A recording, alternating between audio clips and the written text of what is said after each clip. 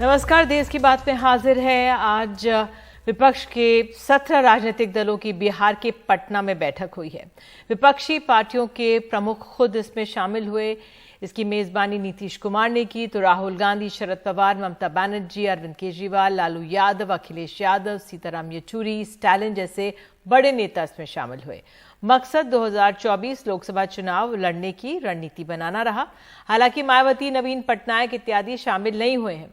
नीतीश कुमार ने कहा है कि सब साथ मिलकर चुनाव लड़ने पर सहमति बनी है। बैठक के बाद राहुल गांधी ने कहा कि विचारधारा की लड़ाई है और मतभेदों में लचीलापन लाएंगे।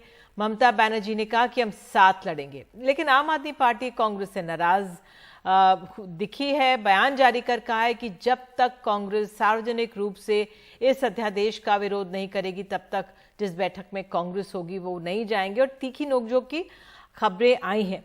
तो आइए पहले सुन लेते हैं कुछ नेताओं को जो उन्होंने वहां पर कहा। अच्छी मुलाकात हुई है और एक साथ चलने की सहमति हुई है और उसके बाद अगली मीटिंग कुछ ही दिनों के बाद सब पार्टियों की एक और की जाएगी ताकि उसमें आगे का जो कुछ भी होता है, जो एक साथ तो चुनाव लड़ने के बारे में आज एक सहमति हो ही गई है और सब तरह का सहमति हुआ है, लेकिन एक मीटिंग इसके बाद होगी और वो यही करेंगे, मल्लिकार्जुन खड़गे जी करेंगे।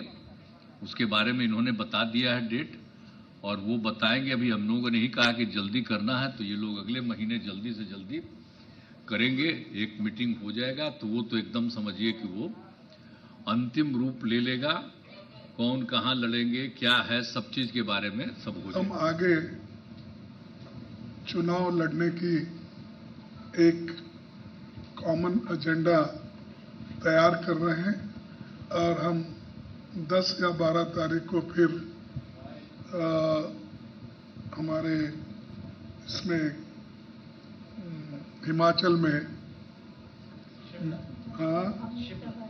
शिमला में हम वहाँ फिर मिल रहे हैं। लेकिन बहरहाल 1-2 दिन में आगे पीछे हो जाएगा, क्योंकि सभी नेताओं को कंसेंट करके फिर उसके बाद में चुनाव भी है बहुत से जगह पंचायत के, और कि तमिलनाडु में स्ट्रेटजी क्या होना चाहिए, यूपी में क्या होना, बिहार में क्या होना, कश्मीर में क्या होना, ऐसा हर जगह, महाराष्ट्र में क्या, ये ऐसा सभी स्ट्रेटजी करके एक निर्णय लेंगे।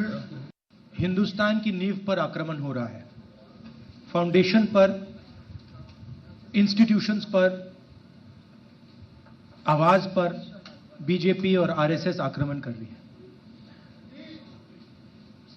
मैंने मीटिंग में भी कहा यह विचारधारा की लड़ाई है और इसमें हम सब एक साथ खड़े हैं।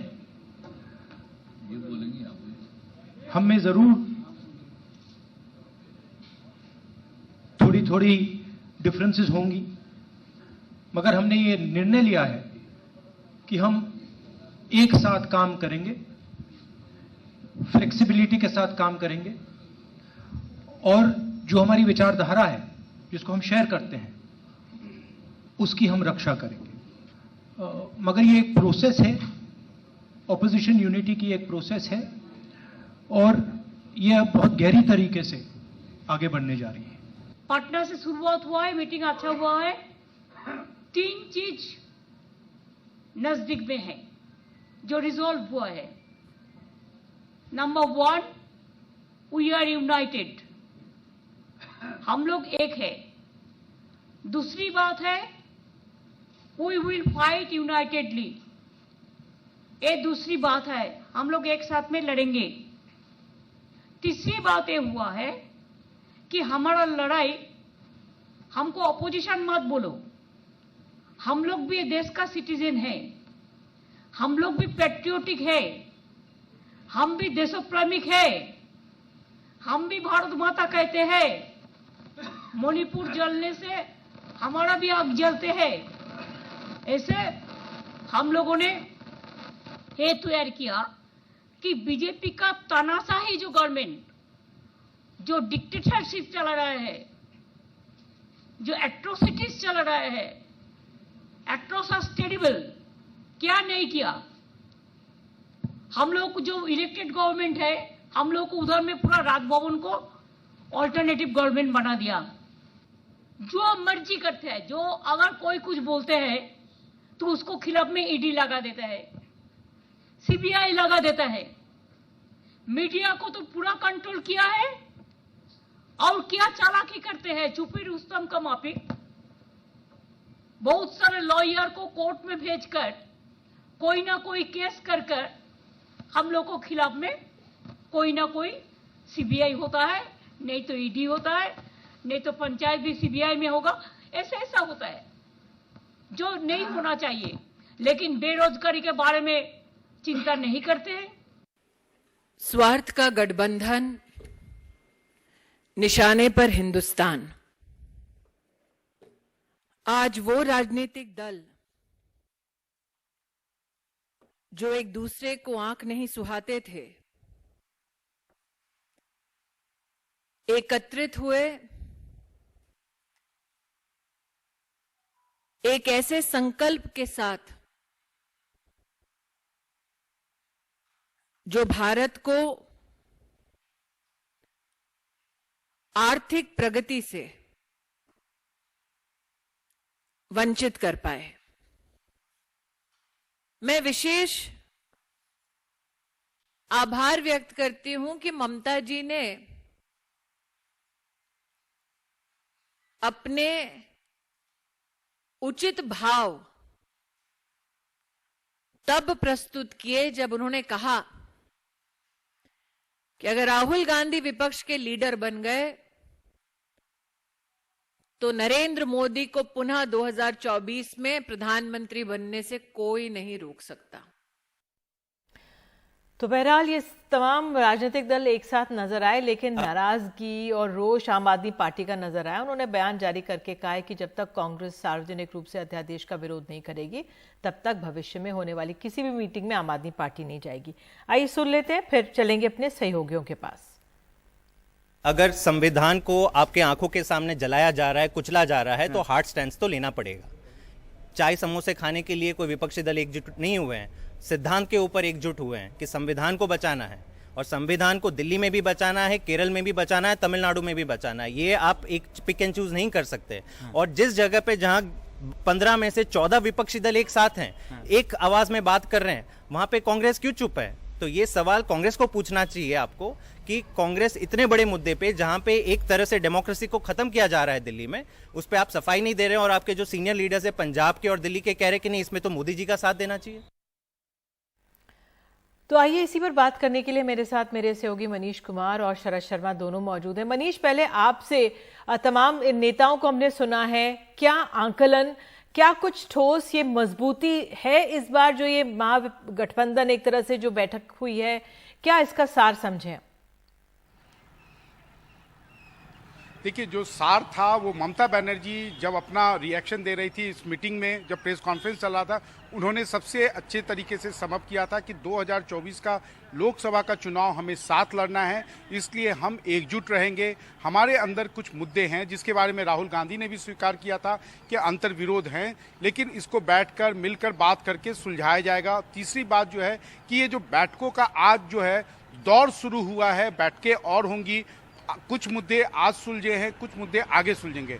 अब बात रही आपकी, आपने जो मुद्दा उठाया है, निश्चित रूप से आज की बैठक में शामिल होने वाले अधिकांश दलों ने इस मुद्दे पर आपका समर्थन पहले ही एक तरह से घोषित कर दिया है कि वो आपका और राज्यसभा में, लोकसभा में इस मुद्दे पर उनका साथ देंगे। बीजेपी केंद्र सरकार जो ये अध्यादेश ला रही है उसका विरोध करेंगे, लेकिन कांग्रेस पार्टी के साथ उनके कुछ अभी भी मुद्दे हैं, कुछ इश्यूज हैं, जिसके बारे में आज की बैठक में भी कांग्रेस पार्टी के नेताओं से उनकी तीखी नोकझोंक हुई। जो सहयोगी दल के नेता हैं, जो अन्य दलों के नेता हैं, उनका कहना यह है कि आप जो मुद्दा उठा रही है निश्चित रूप से वो सही मुद्दा है, लेकिन जो जिस तरीके से उठा रहे हैं वो गलत है, क्योंकि ये जो बैठक है ये 2024 के चुनाव के लिए है, ना कि दिल्ली की सरकार के लिए है। अलग अलग सहयोगी दल, जैसे वो एक उदाहरण देते हैं कि Uddhav Thackeray common civil code पर उन्होंने हमेशा समर्थन किया है, उन्होंने हमेशा उसकी मांग की है। लेकिन उद्धव ठाकरे कभी भी किसी बैठक में, अगर वो भी जिस प्रकार से अरविंद केजरीवाल दिल्ली के अध्यादेश को मुद्दा बना रहे हैं, तो कल को अगर उद्धव ठाकरे भी कहें कि आप सब पहले जो है इसका समर्थन करें तभी मैं बैठक में शामिल होऊंगा, तब विपक्षी एकता कभी भी संभव नहीं हो सकती है। और सभी दलों ने, कुछ दलों के नेताओं ने आज अरविंद केजरीवाल के साथ उनको एक तरह से काउंसलिंग करने की भी कोशिश की कि ये जो मुद्दा है, हर आदमी को अपने जो विवादास्पद मुद्दे हैं कम से कम इन बैठकों में उसे एक साइड रखना होगा, उसे कहीं ना कहीं थोड़े से पृष्ठभूमि में रखना होगा। और हम जो है 2024 के लिए जुटे हैं, हमें बीजेपी को हटाना है और वहाँ पर हम अपने एक कॉमन प्रोग्राम को हम लेके आगे चले। हमारा अपना, हम जो मुद्दे हम उठाएं, हम 5 ही 6 मुद्दे उठाएं, लेकिन उस पर हमारी सहमति हो। लेकिन आपने इसे एक तरह से आप कह सकती हैं कि प्रतिष्ठा का प्रश्न बना लिया है। निश्चित रूप से आने वाले दिनों में कांग्रेस पार्टी को इस मुद्दे पर अपना स्टैंड क्लियर करना होगा। लेकिन निधि, उनका कहना है कि आप जिस प्रकार से उनके ऊपर दबाव डालकर या बयानों से, इंटरव्यू देकर उन्हें घेरने की कोशिश कर रही है, वैसे में कांग्रेस पार्टी फिलहाल उनके दबाव में आना नहीं चाहती। निधि, शरद, अरविंद केजरीवाल और आम आदमी पार्टी में हड़बड़ाहट क्यों है? राहुल गांधी उस बैठक में बोल रहे थे कि भाई देखिए, ये विचारधारा की लड़ाई है और इस पे हम फ्लेक्सिबिलिटी दिखाएंगे, ये शब्द का प्रयोग किया।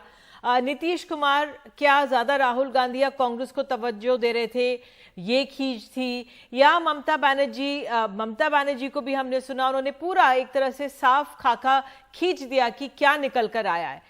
हड़बड़ी क्यों है आम आदमी पार्टी में? क्योंकि आम आदमी पार्टी कांग्रेस पर आरोप लगाती है कि वो बीजेपी की बी पार्टी है और कांग्रेस आम आदमी पार्टी पर आरोप लगाती है कि वो बीजेपी की बी पार्टी है। तो ये क्या हो रहा है? निधि जी, देखिए, दोनों एक दूसरे पर बी टीम होने का आरोप लगाते हैं, लेकिन दोनों ही ये जो पार्टियां हैं ये इस समय बीजेपी से त्रस्त हैं और किसी तरह से बीजेपी से पार पाना चाहती हैं। जहां तक मैं समझ रहा हूं, बात यह हो रही है कि दोनों एक दूसरे के साथ अभी तक कंफर्टेबल नहीं हो पा रहे हैं। अगर आपको गठबंधन करना है, अगर आपको अंडरस्टैंडिंग करनी है, समझौता करना है, तो 2 बात अपनी पीछे डालनी पड़ती हैं, यानी कि 2 बात दूसरे की माननी पड़ती हैं, 2 बात अपनी आप मनवाना चाहते हैं और दूसरे को वो मानना चाहिए। ऐसा प्रतीत हो रहा है कि वो जो अभी सामंजस्य है वो इन दोनों पार्टियों में नहीं बन पा रहा है। वरना कहने को तो ये भी कह सकते हैं कि अगर राहुल गांधी अरविंद केजरीवाल से इतनी बात कर लें कि अभी हम ओपन में आपके लिए नहीं कह रहे हैं, बाद में घोषणा कर देंगे, आप चिंता मत कीजिए, हम समर्थन देंगे, तो ये मुद्दा उठे ही ना। और दूसरी तरफ आम आदमी पार्टी जो है, अगर ये देख ले कि कांग्रेस बीजेपी के साथ तो जा ही नहीं सकती है, एक बार सोच के इस तरह से देखे कि कांग्रेस कैसे बीजेपी के साथ चली जाएगी, फिर उसके बाद में कैसे वो मोदी सरकार के खिलाफ बोलेगी। तो अगर इस तरह से सोचें तो इस तरह से तो गठबंधन हो जाएगा। लेकिन आम आदमी पार्टी ये कह रही है कि वो पहले से पब्लिक में इसलिए आई क्योंकि वो कोशिश कर रहे थे कि जो उनका मुद्दा है, जो पूरे राष्ट्र का मुद्दा होना चाहिए, और उन्होंने उत्तर से लेकर दक्षिण तक, पूर्व से पश्चिम तक कई पार्टियों को इस मुद्दे पर एक मत किया और अपने साथ लाए। तो उस मुद्दे पर 1 महीना होने के बावजूद भी 26 मई को राहुल गांधी से, मल्लिकार्जुन खड़गे से समय मांगा गया था, लेकिन 1 महीने बाद तक भी समय नहीं दिया गया। तो कांग्रेस अपनी जो स्ट्रैटेजी है ना तो उस पर क्लियर कर रही है, अपना स्टैंड क्लियर कर रही है, बल्कि ये जो बड़ी बैठक हो रही है इसमें भी जो है इस पर चर्चा वो नहीं करना चाह रही है।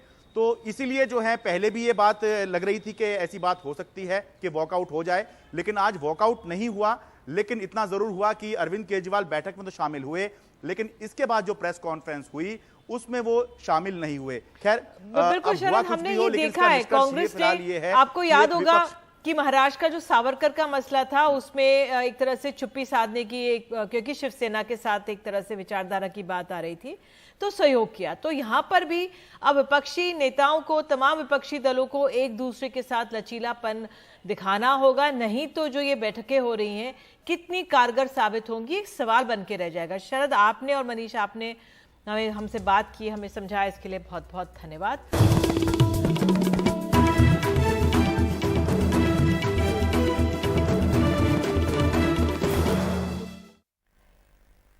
तो बात अब मध्य प्रदेश की। मध्य प्रदेश के सतना में सरकार की लाडली बहना योजना को लेकर एक बड़ा फर्जीवाड़ा सामने आया है।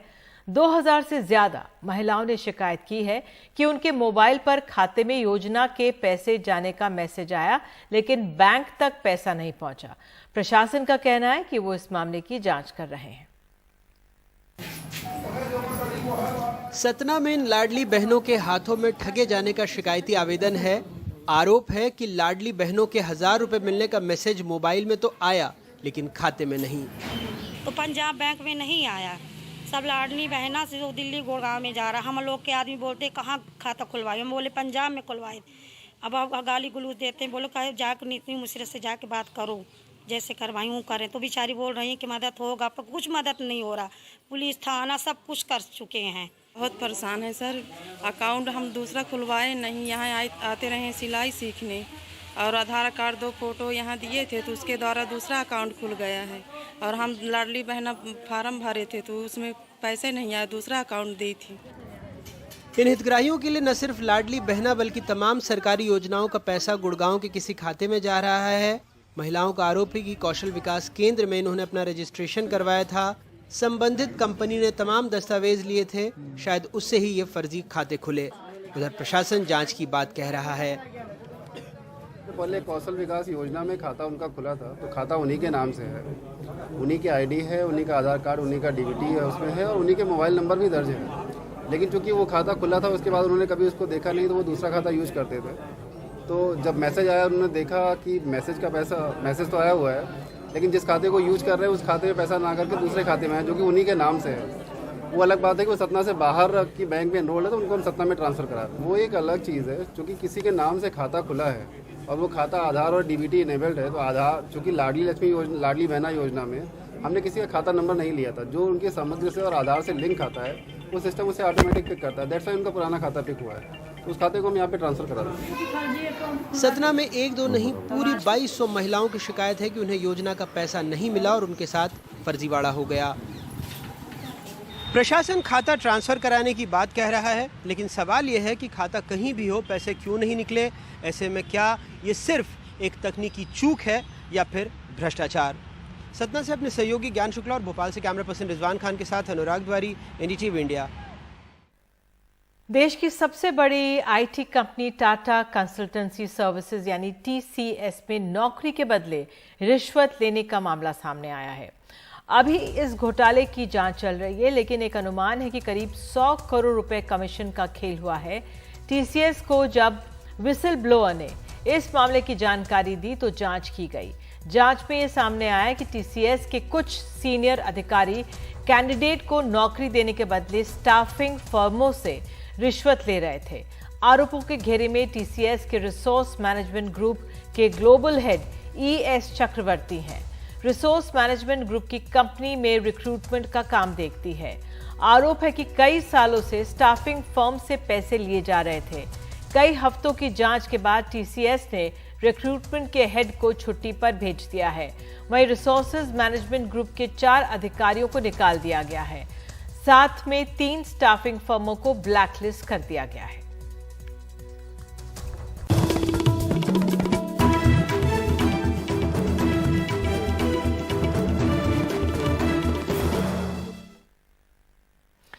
आईआईटी कानपुर के वैज्ञानिकों ने क्लाउड सीडिंग तकनीक से सफलता पाई है। इससे मनचाहे वक्त में बारिश हो सकेगी। प्रदूषण, स्मॉग या धुंध के दौरान कृत्रिम बारिश करा के मौसम को साफ किया जा सकेगा।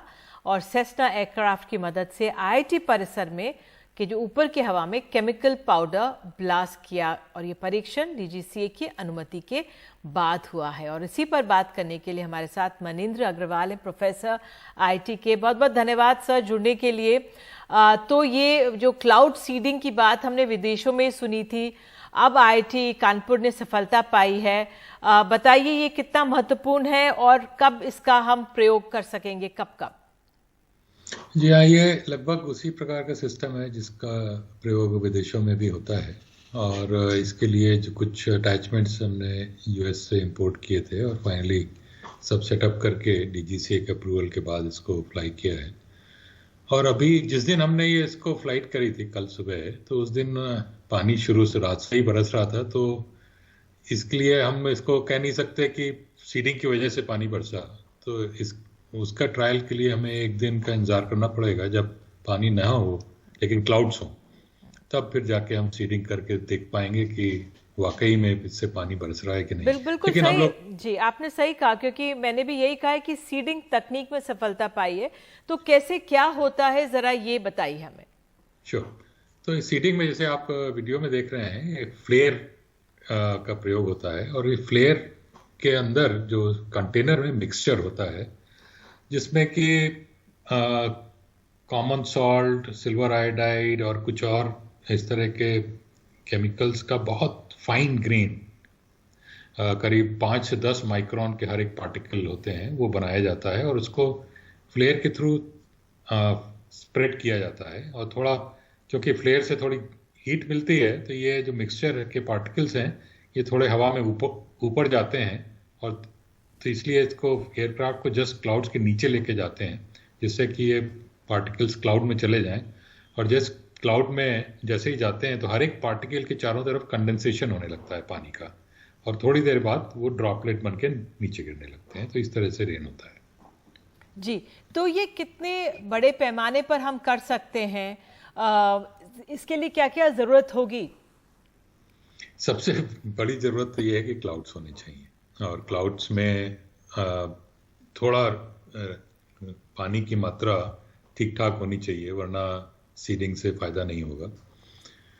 एक बार क्लाउड्स हमें मिल जाते हैं तो फिर सीडिंग तो हम कितने भी एरिया में कर सकते हैं, क्योंकि वो तो एयरक्राफ्ट की कैपेसिटी के ऊपर है कितनी देर तक हम उसको फ्लाई करते हैं, और कितनी सफलता मिलेगी ये अभी हम थोड़ा एक्सपेरिमेंटेशन हमें और करना चाहेंगे, जिससे कि राइट मिक्सचर, राइट अमाउंट और राइट स्पीड जो कि एयरक्राफ्ट की हो, ये सब हम निकाल सकें, और उसके बाद फिर ऑप्टिमल यूटिलाइजेशन इसका हो पाएगा। तो अब तक हमने क्यों नहीं किया? क्या इसके लिए हमें किस बात की कमी थी, या क्या हमें कुछ उपकरण चाहिए थे, टेक्नोलॉजी की बात थी?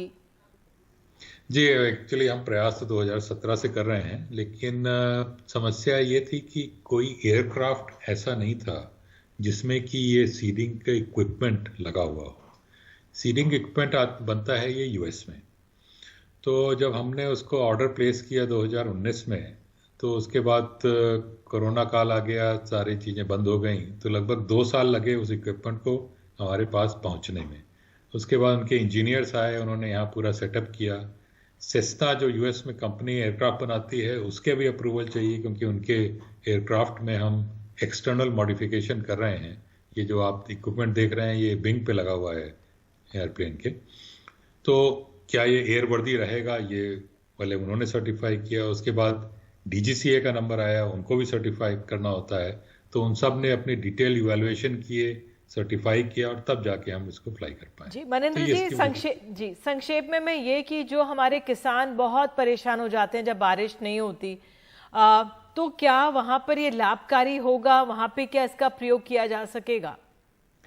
जी हाँ, आशा तो हम यही कर रहे हैं। 2 इसके मुख्य उद्देश्य हैं। एक तो ऐसे जगहों पे जहाँ पे बादल आके चले जाते हैं, पानी नहीं बरसता, वहाँ पे सीडिंग की वजह से करके उसकी बारिश करवाई जा सकती है।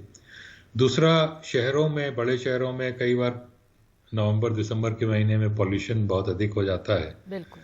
तो उस समय भी थोड़े क्लाउड्स मिलते हैं, तो उस समय यदि हम एक बार भी सीडिंग करा दें और पानी बरस जाए तो फिर पॉल्यूशन लेवल कम हो जाता है और कई दिनों तक कम रहता है, तो वो भी एक फायदा होगा इसका। और आखिरी सवाल, कितने ऐसे हमारे पास अब सेस्ना के एयरक्राफ्ट आ गए? क्या एक ही आया है या और पाइपलाइन? ये तो आईटी कानपुर का, जी आईटी कानपुर का अपना सेस्ना एयरक्राफ्ट है, जिसमें कि हमने मॉडिफिकेशन किया है। तो अभी तक तो एक ही है, लेकिन अगर ये सक्सेसफुल रहा तो होपफुली और भी डेवलप हो जाएंगे। चलिए, आपको आगे के लिए बहुत बहुत शुभकामनाएं। धन्यवाद जुड़ने के लिए और समझाने के लिए कि क्लाउड सीडिंग कैसी होती है, और अब हम सफलता के कगार पर पहुंच ही गए।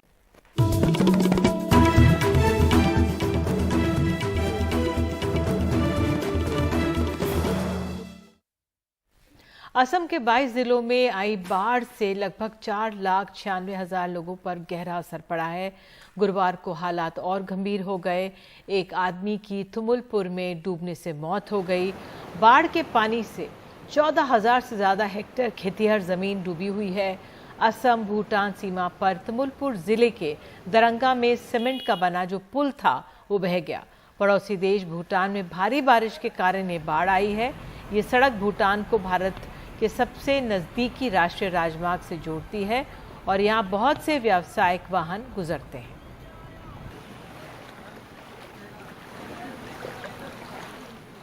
और इसी के साथ फिलहाल देश की बात में अभी के लिए इतना ही, लेकिन खबरों का सिलसिला NDTV इंडिया पर जारी रहेगा। नमस्कार।